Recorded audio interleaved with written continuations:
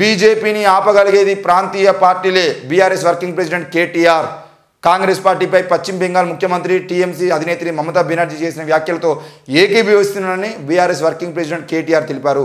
Congress party వ్యవహార శైలి వల్లనే ఇండియా కూటమి చెల్లాచెదరవుతున్నదని కాంగ్రెస్ పార్టీ ఆత్మ పరిశీలన చేసుకోవాలని సూచించారు. గుజరాత్, ఉత్తరప్రదేశ్, రాజస్థాన్ వంటి రాష్ట్రాల్లో బీజేపీతో నేరుగా పోటీ పడాల్సి ఉన్న కాంగ్రెస్ ఆ రాష్ట్రాలను వదిలిపెట్టి ఇతర రాష్ట్రాల్లో ఇతర పార్టీలతో పోటీ పడుతుందన్నారు.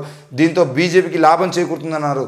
ఇండియా కూటమిలోని పార్టీల గెలుపు అవకాశాలను దెబ్బతీసేలా కాంగ్రెస్ వ్యవహరిస్తుందని తెలిపారు. నిజానికి బీజేపీని ఆపగలిగే శక్తి కేవలం బలమైన ప్రాంతీయ రాజకీయ శక్తులకే ఉన్నదని మమతా బెనర్జీ, అరవింద్ కేజ్రీవాల్, స్టాలిన్, కేసీఆర్ వంటి బలమైన నాయకులే దేశంలో బీజేపీని అడ్డుకోగలని తెలిపారు. బీజేపీకి కాంగ్రెస్ ఏమాత్రం ప్రత్యామ్నాయం కాదని విమర్శించారు.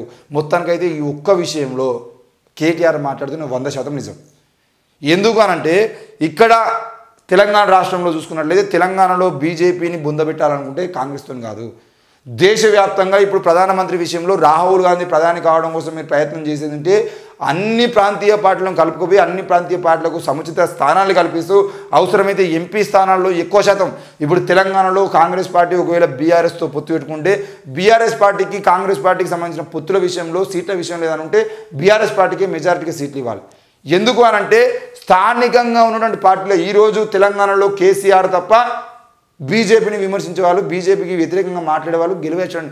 అయితే కాంగ్రెస్ వాళ్ళు గెలవాలా లేదంటే బీఆర్ఎస్ వాళ్ళు గెలవాలి. బీజేపీ వాళ్ళు గెలవద్దు అనుకుంటే ఈ ఇద్దరు కలవాల్సిన అవసరం ఉంటుంది.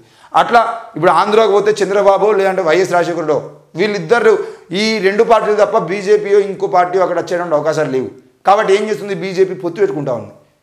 సో ఇట్లా తమిళనాడు అయినా కేసీఆర్ అంటే ఇక్కడ తెలంగాణ అయినా ఆంధ్రప్రదేశ్ అయినా కర్ణాటక అయినా ఇట్లా ఏ రాష్ట్రాన్ని తీసుకున్నా ఆ ప్రాంతీయ పార్టీలు ఏవైతే ఉంటాయో ఆ ప్రాంతీయ పార్టీలన్నీ ఏకమయ్యి ఆ ప్రాంతీయ పార్టీలకు సంబంధించిన విషయంలో ఎంపీ సీట్లు ప్రాంతీయ పార్టీలు ఎక్కువ మందిని గెలిపించుకోవడానికి ప్రయత్నం చేస్తే అప్పుడు మీరు గెలిచిన తర్వాత వీళ్ళందరూ కలిసి ఇండియా కూటమిగా ఏర్పడి బీజేపీని గద్దెదించడానికి ప్రయత్నం చేయాలి. కానీ ఇప్పుడే కొట్టుకునేదంటే మాత్రం తప్పకుండా అది బీజేపీకి సపోర్ట్ అవుతుంది. మరి కేటీఆర్ చెప్తున్నట్టుగా ఎట్టి పరిస్థితుల్లో బీజేపీని ఆపాలంటే ప్రాంతీయ పార్టీలే గెలవాల్సిన అవసరం ఉంది. ప్రాంతీయ పార్టీతోనే సాధ్యమవుతుంది, కాంగ్రెస్తో సాధ్యమవుతుంది అనేది ఒక ఈరోజు రాహుల్ గాంధీ జోడో యాత్ర వల్ల ఆయనకు విపరీతంగా క్రేజ్ పెరుగుతున్నా ఆ క్రేజ్ అనేది ఓట్లకు సంబంధించిన విషయంలోకి వచ్చిన తర్వాత బొక్కబోర్లో పడేటువంటి అవకాశాలు ఉంటాయి. కాంగ్రెస్ పార్టీకి అధికారం రుచి చూసినటువంటి అవకాశం ఉంది. అది ఎట్లా రాజకీయం చేయడం వాళ్ళకి తెలుసు కావచ్చు, కానీ అభిమానము చూపించే ఇప్పుడు రాహుల్ గాంధీ వస్తున్నాడు హైదరాబాద్కి వస్తున్నాడు అంటే ఇక్కడ నుండి బీఆర్ఎస్ నాయకులు కూడా కలుద్దామని వేసి పోయారు. ఇక్కడ నుండి ఉస్మానియా ఓట్లు లేనటువంటి వాళ్ళు కూడా పోయి ఆయనతో సెల్ఫీ దిగాలని వేయించారు. మరి అట్లాంటి విషయంలో ఆ జనాలను చూసుకొని ఆ బలుపును చూసుకొని మనం బాప అనుకునేట్టు ఉండదు. కాబట్టి దయచేసి రాహుల్ గాంధీ అయినా ఎవరైనా గుర్తుపెట్టుకోవాల్సిన విషయం ఏంటంటే బీజేపీని ఆపాలంటే ప్రాంతీయ పార్టీలను బలోపేతం చేయాల్సిన అవసరం ఉంది. ఆ ప్రాంతీయ పార్టీలు బలోపేతమైన తర్వాత వాటిని బీజేపీ వ్యతిరేక టీంగా కూటమిగా తయారు. మైనార్టీ ప్రతినిధులతో సీఎం భేటీ. మైనార్టీ ప్రతినిధులతో ముఖ్యమంత్రి రేవంత్ రెడ్డి సచివాలయంలో భేటీ అయ్యారు. ప్రభుత్వ సలహాదారులు షబ్బీర్ అలీ, వేం నరేందర్ రెడ్డితో పాటు పలు జిల్లాల మైనార్టీ ప్రతినిధులు ఈ సమావేశంలో పాల్గొన్నారు. మైనార్టీలకు 4% రిజర్వేషన్లు అమలయ్యేలా చూడాలని ఈ సందర్భంగా వారు సీఎంకు విజ్ఞప్తి చేశారు. మైనార్టీ పాఠశాలల అభివృద్ధికి తగిన బడ్జెట్ కేటాయించాలని, వక్ఫ్ భూములతో పాటు శాంతి భద్రతలకు విఘాతం కలగకుండా చూడాలని విన్నపించారు. ఈ సందర్భంగా సీఎం మాట్లాడుతూ మైనార్టీల సమస్యలను పరిష్కరించే పూర్తి బాధ్యత తమదేనని హామీ ఇచ్చారు.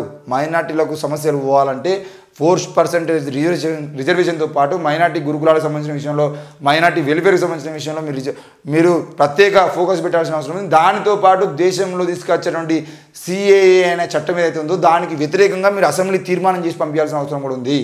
ఈరోజు కేరళ ముఖ్యమంత్రి ఏ విధంగా అయితే మేము సిఏఏని అమలు చేయము, అది ముఖ్యంగా దళిత ముస్లిం మైనార్టీ వర్గాలని అంతం చేసేటువంటి కుట్రతో వస్తుంది కాబట్టి దాన్ని మేము వ్యతిరేకిస్తున్నాం అని చెప్పేసి ఏ విధంగా అయితే చెప్తున్నారో అదేవిధంగా రేవంత్ రెడ్డి కూడా మైనార్టీల మీద ప్రేమ ఉంటే తప్పకుండా మైనార్టీలకు సంబంధించిన విషయంలో ఆ సిఏఏ అమలు మేము జరపము అని చెప్పేసి అసెంబ్లీ తీర్మానం చేసి పంపించాల్సిన బాధ్యత ఆయన మీద ఉంది.